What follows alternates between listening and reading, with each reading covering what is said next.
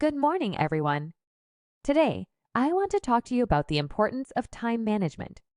Time management is the process of planning and organizing time spent on different activities to maximize productivity and efficiency. It's important because it helps us make the most of our time and achieve our goals. When we manage our time effectively, we are able to balance our responsibilities and have more time for the things we enjoy. It helps reduce stress and anxiety, boosts our self-confidence, and can improve our overall well-being.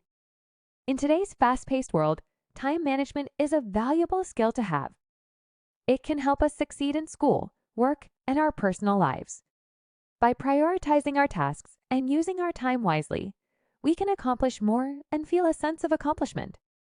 In conclusion, time management is an essential skill that we should all strive to develop. Let's make the most of our time and achieve our goals. Thank you for listening.